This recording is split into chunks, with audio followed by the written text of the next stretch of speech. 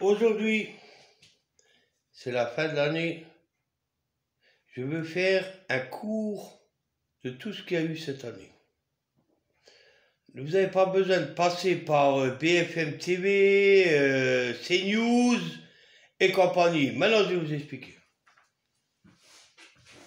Prenez note. Là, j'ai marqué migrants. Là, j'ai marqué RSA. La famille. Je m'enlève un peu, que vous voyez. Entreprise. Alors, je vous explique. Cette année, je me suis rendu compte qu'il y a beaucoup trop de RSA. Beaucoup trop de RSA. Ceux-là, cette année 2022, vont se multiplier en 2023. C'est-à-dire que ceux-là, les RSA, moi je suis contre eux. Moi j'étais déjà au RSA. Je suis un ancien RSA et je sais ce que c'est, la misère. Mais j'ai tout fait pour gagner un peu d'argent et même manger. Ceux-là, 2022, zéro. Ils ne foutent rien. Quand tu leur demandes, si, vous savez ce qu'ils font? Là, j'aime bien ce bruit, le RSA.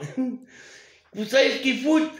Le 5 du mois, le 5 du mois, eh ben, eux, à 4 heures du matin, ils sont déjà en train de tourner en rond, ils ont envie de faire pipi et tout, ils prennent le portable pour regarder si les sous sont arrivés sur leur compte. Je l'ai vu. Je l'ai vu. Ils regardent sur leur compte. Ah, les sous sont là à 8 heures. S'ils ont un véhicule, ils sont déjà dehors. Ceux-là, là. En plus, pas sur le marché. Ils vont acheter n'importe quelle connerie, mais ils vont tout dépenser. Le 5, ça veut dire le 9, plus rien. Le 10, c'est donc jusqu'à midi, jusqu'au 30. Jusqu'à midi. Voilà, les seuls mois qu'ils aiment bien là, les RSA, c'est le mois de mars, parce qu'en février, avec 29 jours, voire 28. Voilà, alors ceux-là, là, tu continues avec eux 5 minutes. Quand tu les appelles pour donner un coup de main, pour leur jeter la pièce, il faut que tu les appelles à partir de 15 heures. Ceux-là, là. Maintenant, passons à la famille. La famille, c'est quoi une famille pour vous? Est-ce que vous avez tous une même famille? La famille, c'est la plus grosse critiqueuse. La famille, en fait, c'est la politique. C'est la politique, la famille. Oh, toi, tu travailles pas comme ta sœur. Oh, tu travailles pas comme ton frère. T'es de la merde. Ils te jugent. Ils critiquent même que tu es content. Oh, c'est pas normal qu'il soit content avec le peu qu'il gagne. La famille, c'est ça. Ça s'appelle de l'hypocrisie et de l'égoïsme et voire même de la faussetonnerie. La famille, elle est réglée ça. La famille, elle est bien pour un enfant de 0 à 12 ans. Au-delà de 12 ans, la famille, c'est de la merde.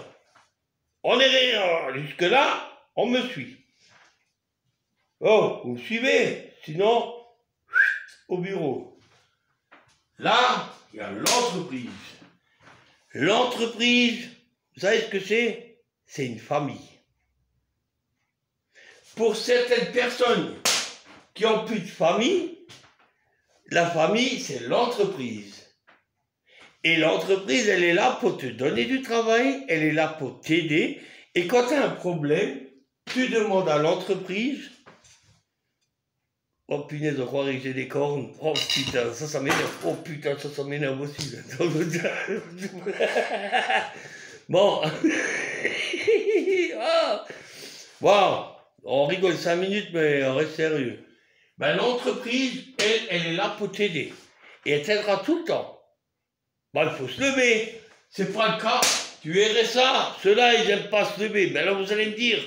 Mais, donc, la famille, je ne dis pas qu'il faut l'éliminer, mais la famille, il faut la laisser de côté. À partir d'un certain âge, la famille qui continue leur petite magouille entre eux. L'entreprise, ça vous avez vu, je tape pas.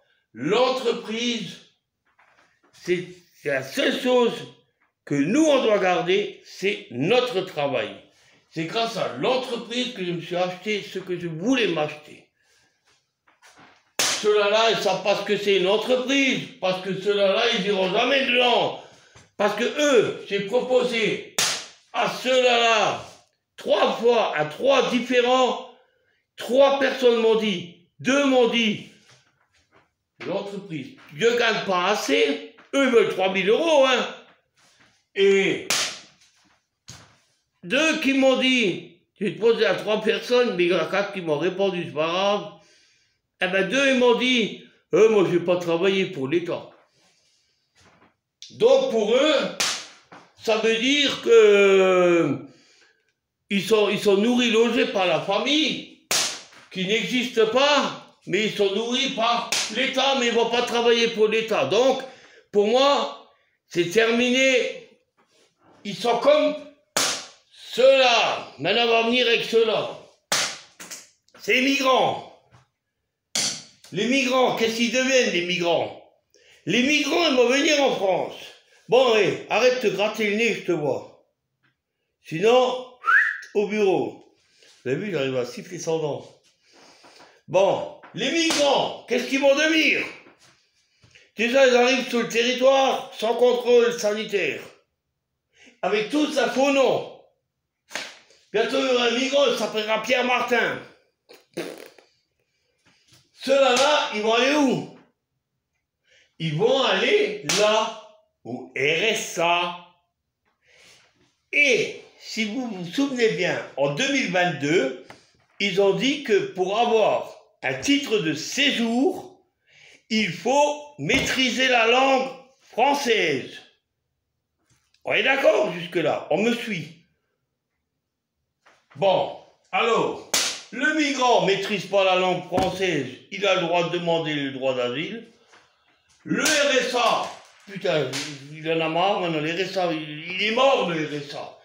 Lui, dégage, le RSA, dégage, parce que ceux-là, c'est des fainéants, des vrais fainéants, et les migrants, eux, ils vont se retrouver au RSA, et il n'y aura pas de famille, pas de soucis, il y aura tout... Et pas d'entreprise. Parce que dans l'entreprise, il faut maîtriser la langue, il faut s'appeler vraiment comment on s'appelle. Donc, résultat du truc, c'est foutu pour les migrants. Et moi, ça m'énerve. Moi, en fait, ça ne me dérange pas que la feuille, elle a volé jusque là-haut. C'est la punaise. J'ai peur maintenant de marcher dessus. Après, je dois aller à l'hôpital et les médecins sont en grève. Bon, vous voyez pas qu'il me manque quelque chose là, normalement? Oui, là, je sais, les RSA. Vous voyez ce que j'en pense du RSA? Maintenant, je vais vous montrer ce qui manque. On va le mettre. Comme ça, je vais faire court avec la vidéo. Je mets là. Hop là.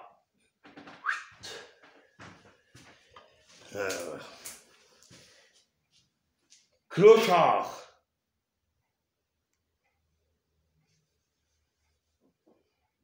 En 2017, Macron a dit « C'est fini, il veut 0 personne dans la rue ».